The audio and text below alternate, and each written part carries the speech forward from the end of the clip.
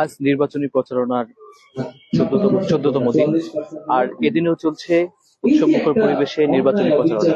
দর্শক, এই মুহূর্তে ঠাকুরগাঁও থেকে আমি সরাসরি যুক্ত হয়েছি। ঠাকুরগাঁও 2 আসন থেকে আমরা ইতিমধ্যে লক্ষ্য করেছি এই আসনে ঠাকুরগাঁও জেলায় মোট 20 জন প্রার্থী নির্বাচন করছেন। তার মধ্যে ঠাকুরগাঁও 2 আসনে এই আসনে মোট 7 জন প্রার্থী নির্বাচন করতেছেন।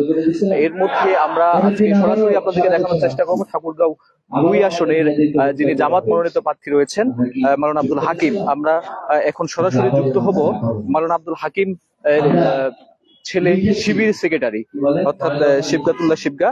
তিনি সরাসরি এই প্রচারণায় অংশগ্রহণ করেছেন এবং বক্তব্য রাখছেন। আমরা এখন শুনবো তিনি কি বলছেন ভোটারদের উদ্দেশ্যে।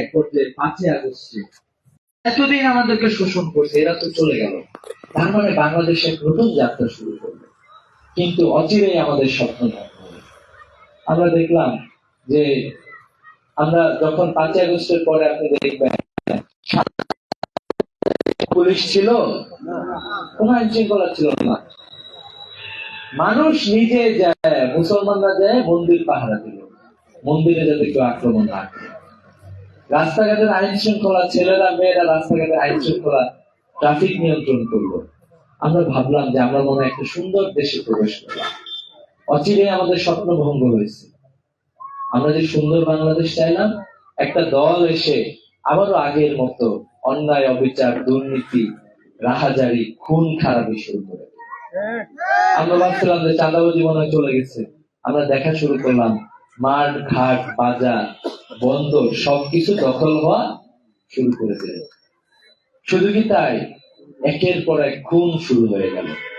এখন পর্যন্ত 231 জন মানুষ মারা গিয়েছে, তাদের সাথে তাদের এবং অন্যান্যদের সংঘর্ষ। কত এটা আমাদের জন্য খুবই দুঃখের ব্যাপার না? একটা দল এরকম যদি হয় যে তারা মারামারি করে 231 জন মানুষ মেরে ফেলছে। পরশুদিনের আগের দিন চট্টগ্রামে একজন 7ম শ্রেণীর নারীকে ধর্ষণ করা হয়েছে, একটা শিশু, ছাত্রদলের এক নারী।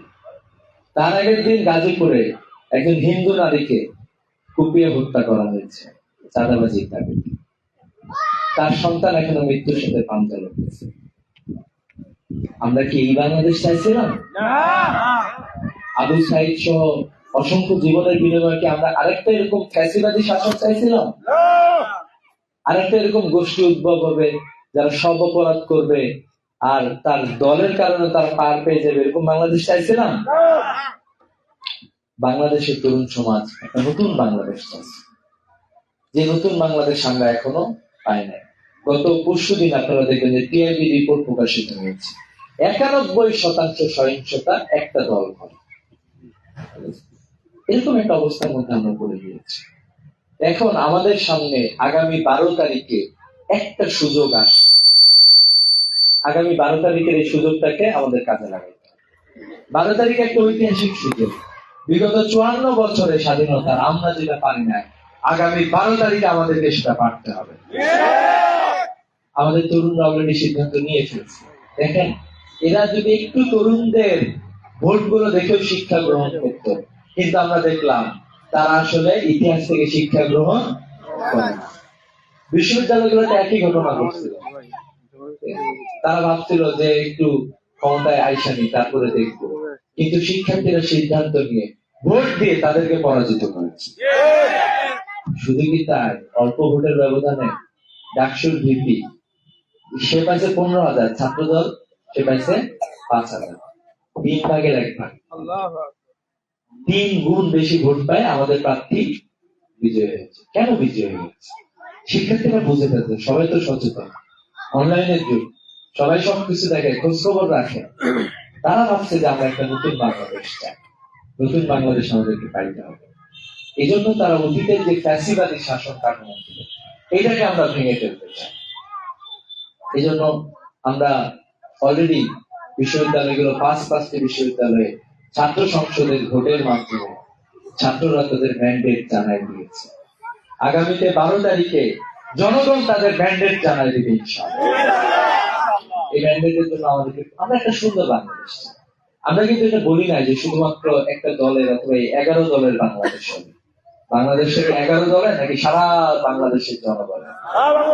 ডক্টর শফিকুর রহমান এটাই উনি বলেছেন যে আমরা যদি ক্ষমতায় যাই আমরা ইনসাফ প্রতিষ্ঠা করব।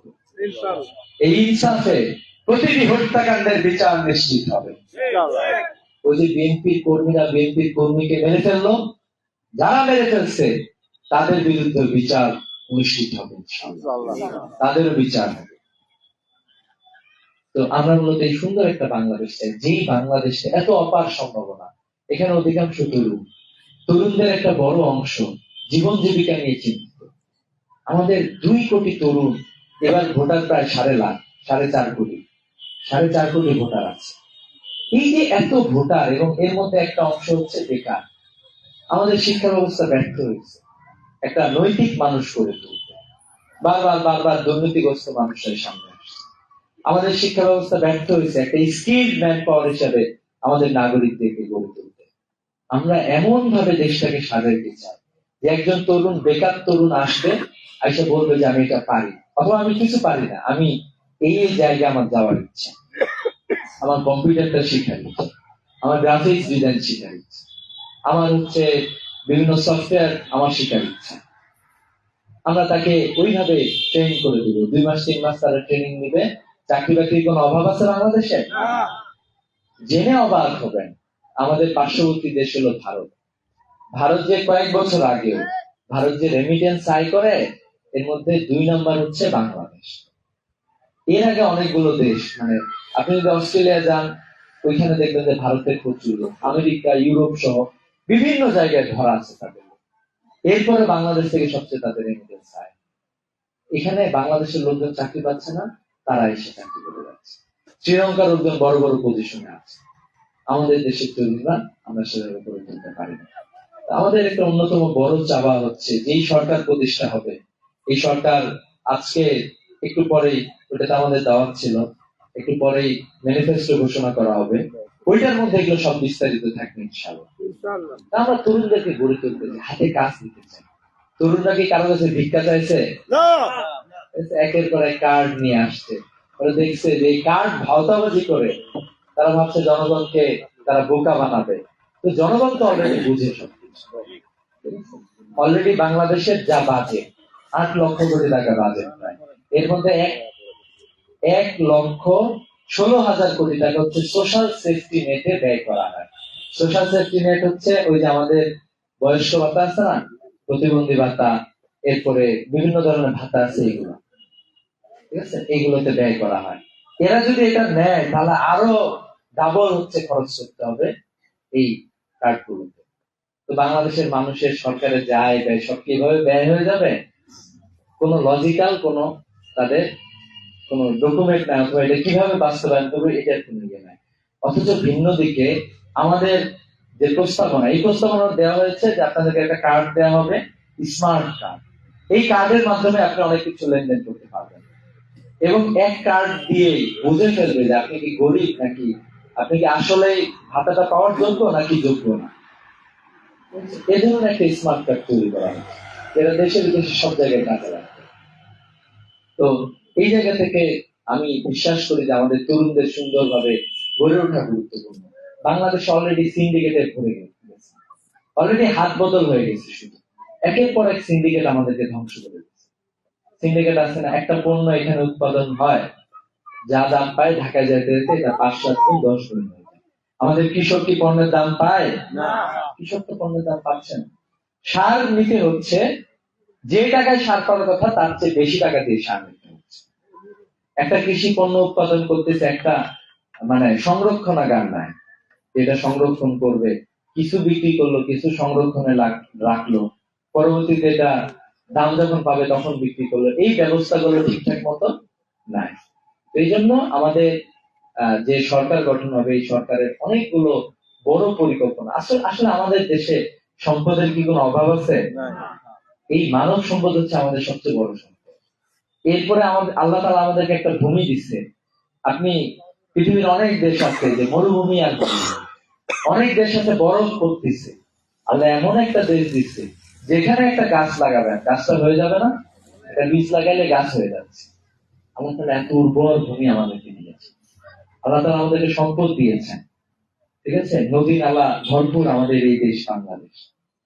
আমরা যদি একটা সুন্দর শুধু একটা ইনসাফপূর্ণ একটা রাষ্ট্র, একজন শাসককে পাই যিনি অবিচার করবেন না, সুন্দরভাবে তার কাছে যে গচ্ছিত আমানত আছে এই আমানতটা ঠিকঠাক মতো ব্যয় করবে, তাহলে তো দেশটা পরিবর্তন হয়ে যায়, তাই নয় কি?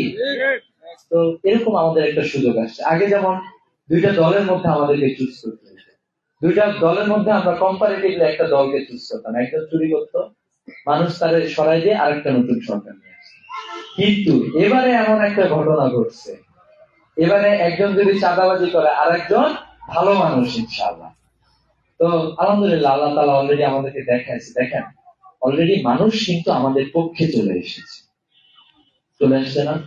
ছাত্ররা আমাদের পক্ষে, যারা শিক্ষিত মানুষ তারা আমাদের পক্ষে, এরপরে জনসমষ্টি যারা অন্যায় অবিচারের বিচার চায়, যারা চায় যে ইনসাফ প্রতিষ্ঠা হোক, কোন একটা সরকারি প্রতিষ্ঠানে যায় আমাকে যাতে 2 পয়সা ঘুষ যাতে না দিতে হয়, এরকম একটা বাংলাদেশ আমরা যারা চাই, আমাদের জন্য একটা সুবর্ণ সুযোগ আসছে। আমাদের যে স্বাস্থ্য ব্যবস্থা আছে, এই স্বাস্থ্য ব্যবস্থাকে ঢেলে সাজানোর সুযোগ আমাদের কাছে এসেছে। আমাদের কৃষি, আমাদের শিক্ষা, আমাদের শিল্প কারখানা সুন্দরভাবে গড়ে তোলার সময় এসেছে।